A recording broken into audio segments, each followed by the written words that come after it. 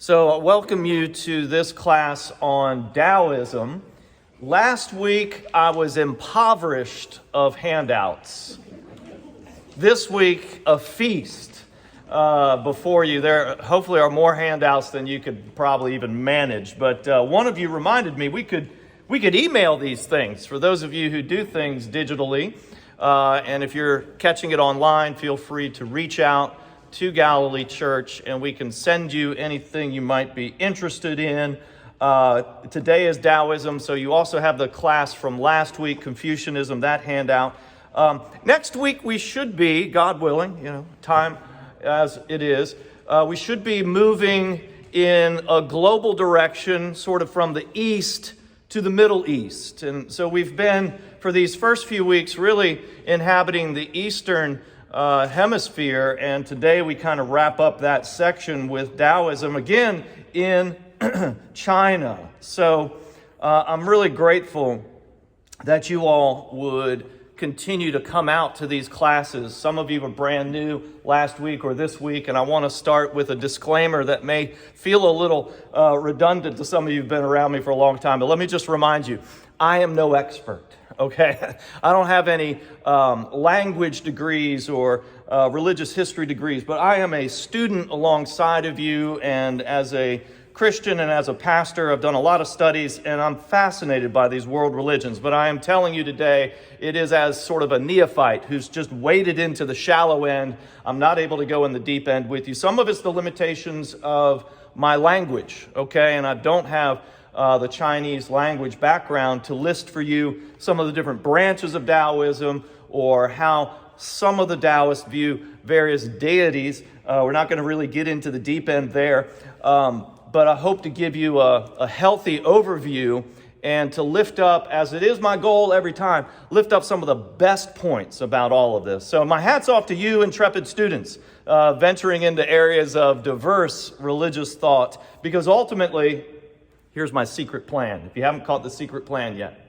Ultimately, we'll land in a place where, for the most of us being Christian, we'll want to lift up what we believe in a way that helps us. So understanding your neighbor helps us to love our neighbors better and understand better what we believe and why we believe it. So that's really the ultimate place we go, is to trace the history of Christian thought and to think carefully about yourself.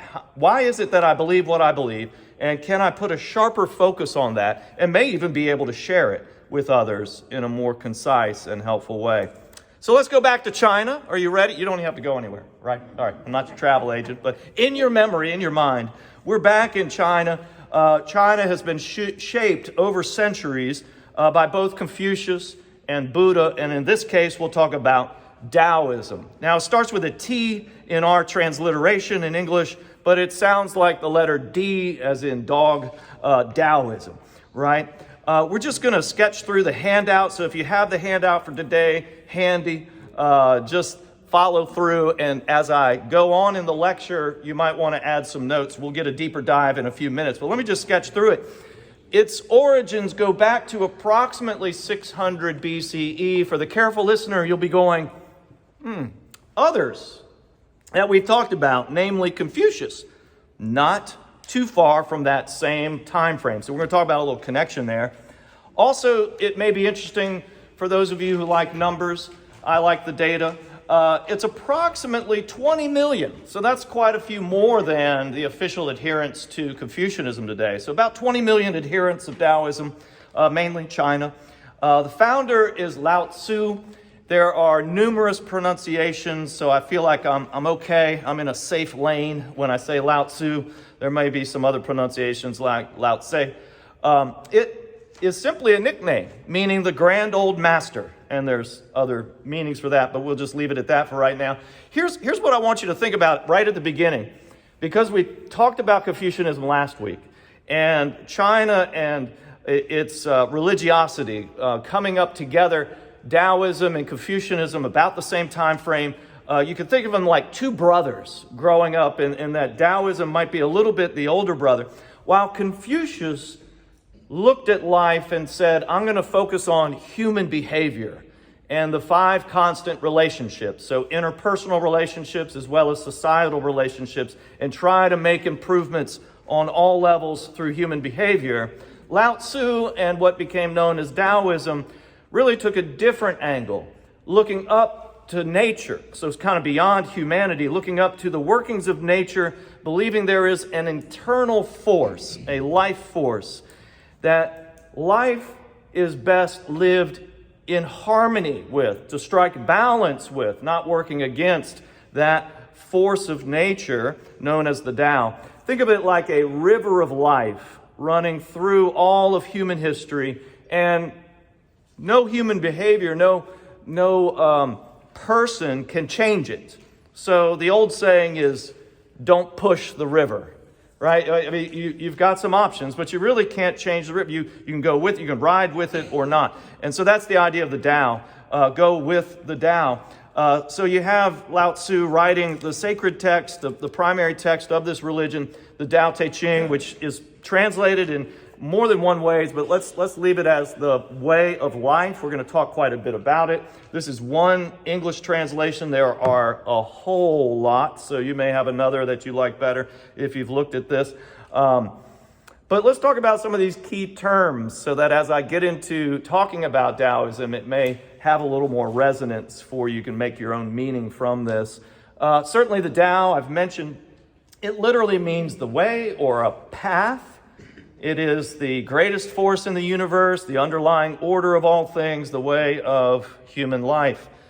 There's also Te, T-E, which is a virtue or individual principle inherent in all things, the inner spring, connecting it with the universe.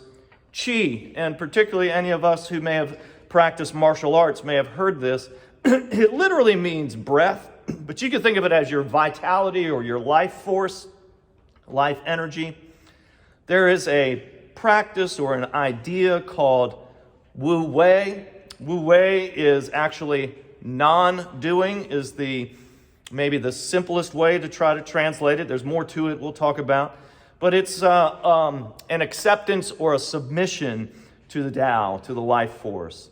And then these familiar terms, I think more familiar in the West than other terms here, yin and yang.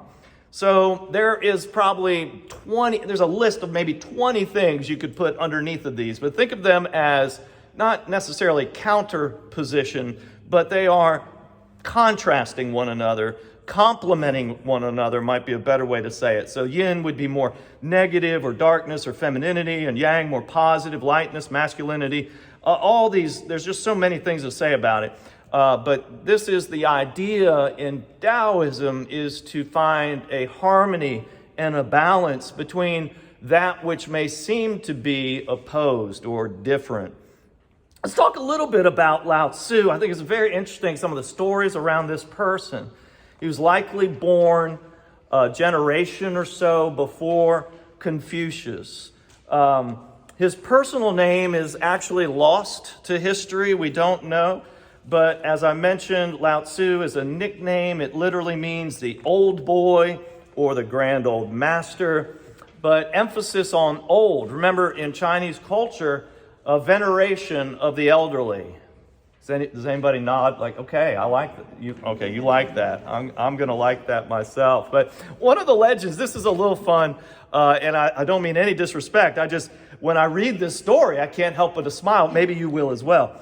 So one of the legends about Lao Tzu, the old boy, is that his mother carried him in the womb for 82 years. Right? This just sounds terrible, right? I mean, sorry, ladies. So that he was born, literally, an old boy. He was born an old man, very wise. So the point is, I mean, come on. It sounds a little fanciful, right? But aren't most religions somehow connected with fanciful stories and legends? But the point is, he is a father of wisdom, right? An ancient, venerated sage. And so there's that idea that he must have been born as an old soul. They revered him. That was a story of reverence. I can't help but to giggle a little bit. But, 9 months for a pregnancy, isn't that long enough? He looks at some of the females. Yeah, okay. Not 82 years.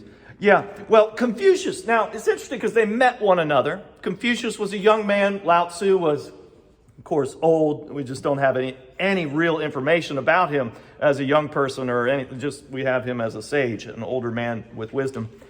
And Confucius was confused by what he heard from Lao Tzu. Confucius was much more interested in doing the very best, bringing the ancient wisdom to the modern generation. And Lao Tzu was kind of off in left field, not saying I disrespect the elders, but that there's a whole other way. And that's what this becomes about. But listen to Confucius. It at least is told that he remarked this way. Confucius said, I know a bird can fly. I know a fish can swim. I know animals can run. Creatures that run can be caught in nets. Those that swim can be caught in wicker traps. Those that fly can be hit by arrows. But the dragon is beyond my knowledge. It ascends into heaven on the clouds and the wind. Today I have seen Lao Tzu, and he is like the dragon. So Confucius, as wise as he was in some ways confounded, and I would think also very impressed with Lao Tzu. But like founders of other religions, right? The legends exist and really little else to tell you of fact. But fascinating figure, this Lao Tzu. Let's get into what some of the main beliefs of Taoism may be in summary. I mean, this is not going to be all of it. I hope to give you some of the highlights here. To begin with, let's simply acknowledge that this religion is rather difficult to understand, particularly as an outsider. It lifts up contradictions. It's not a problem for Taoists. Actually, that's a benefit. That's a good thing. But for us, particularly difficult to describe or understand as Western thinkers. Because Western thinkers, one thing I know about my own way of thinking, which I've inherited through the conditioning of culture and education, right? And my religion. Western thinkers love to make sense of everything, right? We want to understand it all. And the Tao is a little different, and Eastern thinking is a little different. So there's both a recognition in Taoism that the Tao is something that can be acknowledged. At the same time, it's beyond human comprehension. It's both easy to understand and difficult to grasp. The way is both simple to follow and impossible to follow. Both are true. And somehow you just kind of have to live with those things that sound contradictory. All right.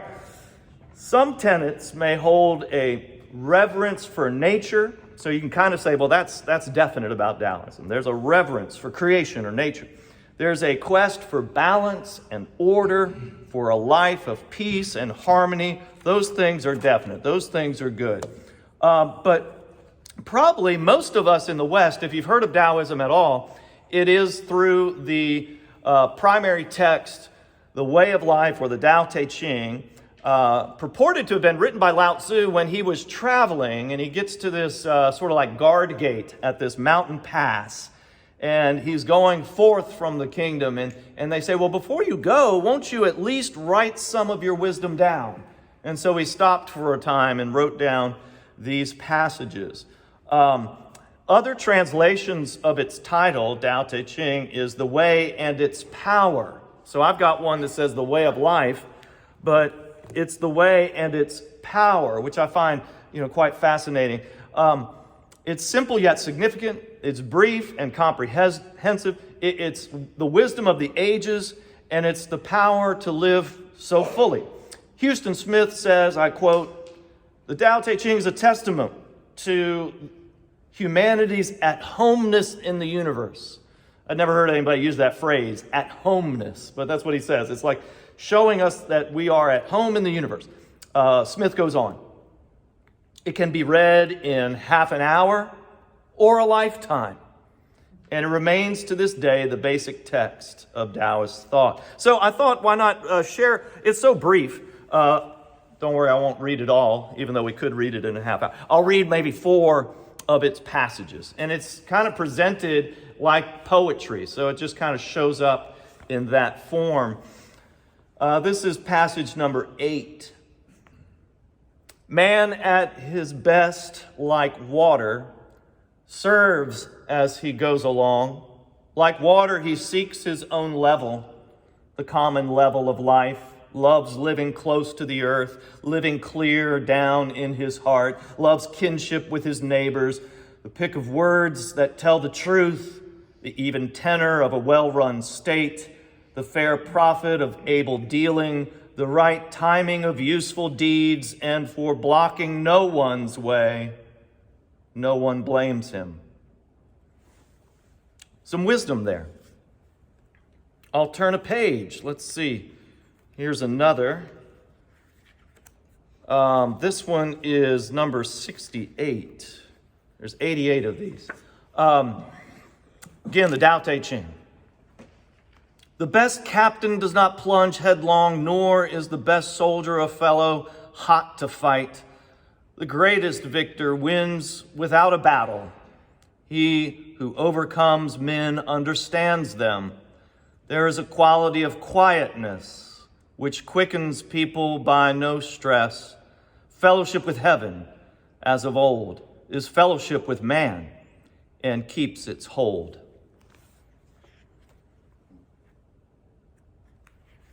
Number 37, Tao Te Ching.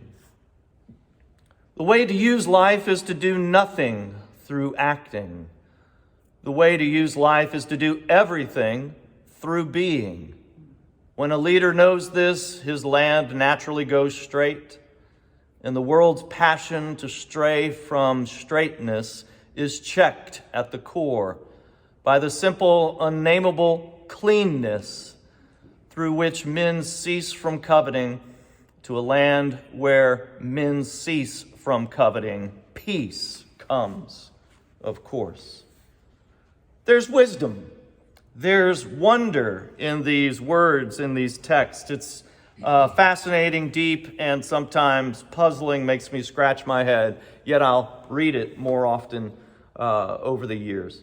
So let me, following Houston Smith's way of organizing, a way of talking about the Tao, I'll just lift up 3 ways of the Taoist. So again, tipping the hat to Houston Smith. There's just so much to say and not enough time to do it. So let me just briefly sketch these. One is the philosophical Taoism. Secondly, there's a Taoist yoga practice, which we'll talk about a little bit more at length. And finally, more of a later development of Taoism is a religious Taoism. This first one, philosophical Taoism, is to understand the religion as a way of having a mindset or an approach to all life. Understand there's much less formality in this type of religion, more like philosophy here. A philosophical Taoist would aim to cultivate an attitude toward all life, not a list of commands or moral behaviors, do's and don'ts, rather to live simply in a way that conserves life's vital energy. To do so, one may seek a teacher to guide you, to read the sacred text, the Tao Te Ching, to meditate on it. But really, what's more important in the philosophical Taoism is this concept of Wu Wei, which I've put on your handout, right? It's inaction. Paradoxically, that non-doing is actually an effective action. So philosophical Taoists may mainly have this internal orientation or a way of living within that is in consonance, in harmony with all that is natural. Without striving, without using strategies and plans, all of that can be avoided. Everything is simply to be natural. I might even use the word neutral, to kind of live in neutrality, to just be. So on that, I would think the idea of the yoga Taoist can be built. So in contrast to philosophical Taoism, these would seek not to conserve energy merely, but to optimize life's vitality. But still, all the same understanding, all the same attitude is there, but put more practice into it in order to even increase life energy or vitality. Qi. I mentioned qi on the key terms on your handout. This vitality or life force in the West or in our Bible, which really comes from Middle Eastern language, the same word would be breath, or we might say spirit. And the idea here is certain practices can help a person to open the flow and increase the flow or the energy. In our Western tradition, the Christian poet William Blake pronounced it this way: energy is delight. Isn't that a great phrase? Energy is delight. And I think that would resonate here with our Taoist friends. So one of the ways of practicing the Taoist yoga is a martial arts form called Tai Chi. Tai Chi, if you ever heard of that, slip up a hand, or maybe you've practiced, maybe you've gone to a class. Most of you have. Certainly in my martial arts background, did quite a bit of Tai Chi. Tai Chi is an ancient martial art synthesizing calisthenics, dance, meditation, and philosophy all together. The movements aim to gather energy or chi from the universe while simultaneously unlocking or removing blockages to its internal flow within the practitioner. So many Westerners have done this, have tried Tai Chi or maybe practice it on a regular basis. There's some beauty and some real positive physical effects of this. But if not, you may at least have had a connection point with something called acupuncture. Maybe you haven't used it. I know people in my family who have used it. I haven't used it, but I've seen it help different parishioners or friends and family that I know. Acupuncture has the same goal. It's a different method, of course, but it's to open up the flow of chi or life energy by removing or reducing internal blockages. So a healthy and whole person has a free flow of life energy or chi coursing through their body and mind and spirit without so many blockages. Now, a little bit more about Tai Chi, because I've been fascinated over the years by this practice.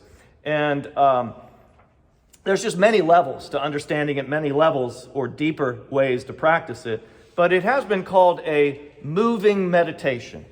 A moving meditation practice is attractive to me because I don't like to sit still.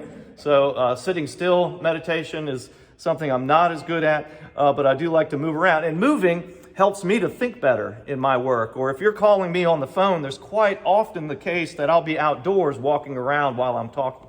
So, and probably if you've been with me at Ashby Ponds for some time, you know that I don't take the closest parking space, right? I actually park on the other side of your campus. There's ponds here, right? Ponds. You got to walk around a pond or two if you're walking out around Ashby Pond. So it's just beautiful, right? So there's this idea of movement, right?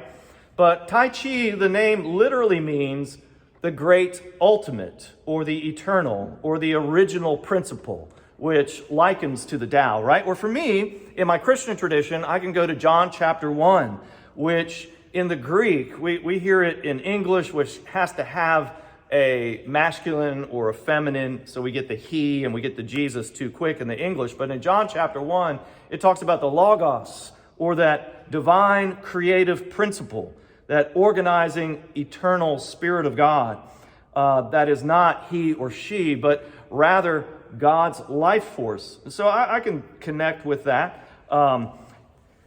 Doing the practice of Tai Chi promotes unity in body, mind, and spirit, and its values or its way would teach you to slow down and to move with flow and to think in curves rather than in hard angles. And sometimes life goes easier that way. Movements increase the chi flow and help you to live in harmony in all aspects of your life. Now, one of the quotes that I've liked from it over the years is this: "Be still as a mountain, move like a great river." Now, with respect to the mind, these Taoist practitioners develop meditations to remove distractions and empty the mind. This also increases the flow of chi. Another famous Taoist quote from this yoga practice of Taoism: "To the mind that is still, the world surrenders." You know, for me, that's been a little proverb that helps me in my own prayer life. To the mind that is still, the world surrenders. To relieve anxiety, cultivate inward peace. It's not really a unique thing about this religion in this sense, but there is a common thread, I feel, in that practice, both meditation or in Tai Chi, like the yoga of Hinduism or Buddhism. So it's an interesting connectivity right there. Now, on the level of society, some of these yoga practitioners view doing their practice as something they do on behalf of the community. So there's that mindset as well. even though it has an internal component. The belief is that the entire community and its vitality is enhanced and its harmony is increased by those who practice Tai Chi or other forms of Taoist yoga. In doing so, you put yourself aside. You quell emotionality and seek unanimity. By deep meditation, again, a quote here, "Bide in silence, and the radiance of the Spirit shall come in and make its home." I'll give you one last quote from this Taoist yoga tradition. "The sage relies on actionless activity, puts himself in the background, but is always to the fore, remains outside, but is always there. It is just because he does not strive for personal end that all his personal ends are fulfilled." So again, there seems to be a contradiction in terms when we speak about Taoism, but such is the paradox, right? So with going right along with the general Chinese notion of venerating age or wisdom comes with age, this way pursues longevity. All of this, one of the personal ends or goals, is so that we might live long and live well with balance and harmony. Chinese medicine, if you've heard about that or maybe even sampled that, herbal remedies, all of that kind of flows from this sort of teaching over the centuries, which leads me to kind of wrap up with the third development or later development, third way of the Taoist religion, which is a much more religious Taoism. Also has been called a type of Taoist church. Yeah, using that term even. Now that came about 800 years after Taoism had begun. So circa 200 AD for us, if we're trying to nail down a time frame. But again, it's sort of an evolving thing. And so it happens over time. And in a vast, large land area or culture like China, there's just so many permutations of this. So as religious practices develop, this is like way beyond Lao Tzu, not something that the founder would have envisioned, but it seems very natural, if you will, and it's supposed to be a very natural-based religion, because in a great and ancient culture like China, there are many folk religions or deities or practices that just kind of grow up in those communities, those different parts of the nation. So religious practices, certainly among Taoists, the religious practices were largely borrowed from other faiths, Buddhism, for example, as well as these folk religions.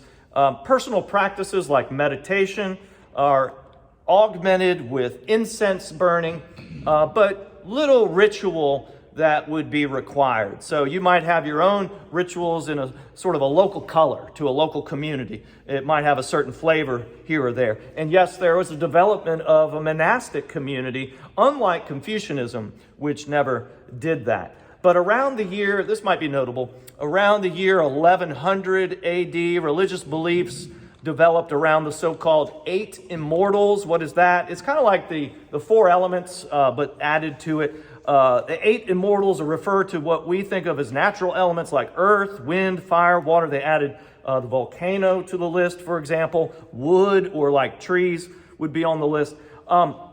So that religious Taoism over these centuries, over time, would synthesize so many different disparate elements like nature, but also local traditions, even superstitions or magic. Were all brought in. Everything was employed to promote harmonious community, to show compassion, and to give help to people and solve their problems. Well, summing up these various branches, one could conclude that each way of Taoism, as I've mentioned kind of from its beginning, thinking philosophical Taoism first, evolving into more of a yoga-based Taoism practice, and then ultimately a religiosity to it. All of these mingled with the others, so it ultimately gave rise to a way, you could sum it up by saying it's a way of personal, creative quietude. That's to borrow from Houston Smith again. I love that phrase. For me, it was a phrase that kind of helped me to grasp it a little bit better. Houston Smith says, not to think of it as inaction or do nothingness, although that's a concept that's lifted up. Rather, think of it as the efficient use of life energy in one's creative quietude, living a simple and quiet life, seeking to be in balance and in harmony with nature and with everybody else. These incompatibles that have been mentioned that seem so contradictory actually flow together in this religion of Taoism because, get this, you might identify with this. Human beings, wherever we are, whatever time, whatever place, whatever culture, whatever religion, human beings are complicated. We are complex and filled with contradictions ourselves. Even though we might resist that and say, no, I've got it all perfectly in order, there's probably proof to the opposite in our lives somewhere. So one phrase, one quote that sums it up for me, the Tao Te Ching puts it succinctly when it says, I quote, "The way to do is to be. The way to do is to be." I've often used a little quip to say, God created us as human beings, not as human doings, right? But I mean, both are true. And that's what I think the Tao is pointing to, that truth that there is doing and being, acting and non-action, yin and yang. We are, all of us, both and of these things that seem contradictory.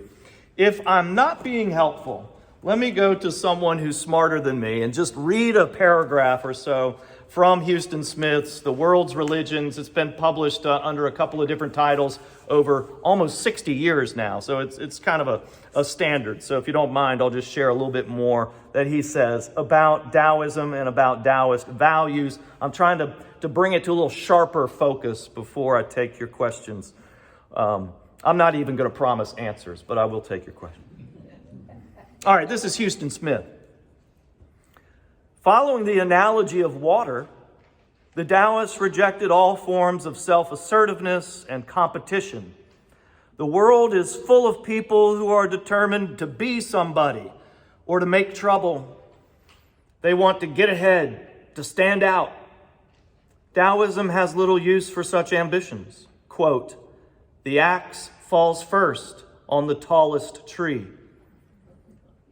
Further, a quote from the Tao Te Ching, number 24. "He who stands on tiptoe doesn't stand firm. He who rushes ahead doesn't go far. He who tries to shine dims his own light." I like that. I'll go on. This is Smith. "Their almost reverential attitude towards humility led the Taoists to honor hunchbacks and cripples because of the way they typified meekness and self-effacement. They were fond of pointing out the value of cups, windows, and doorways because the value in these lies in the parts of them that are not there. Selfless as melting ice is a short quote, is one of their descriptive figures. The Taoists' refusal to clamor for position sprang from a profound disinterest in the things the world prizes. I like that, where you think about like a cup, because in my religion that I was born in, a cup is it's a simple thing. It's something you use every day practically, but it's such a significant symbol of one of our sacraments, a cup that Jesus held and explained his life meaning and life that he bestows upon us. But a cup is really found to be valuable in its open space, right? And what it can hold. So I just think there's some truth there. That's something that's helping me to think about a little more deeply about what I think. All right, here's a little conclusion. Again, I'll quote just a couple sentences from Smith because he's going to say it better than me. "Circling around each other like yin and yang themselves, Taoism and Confucianism represent two indigenous poles of the Chinese character.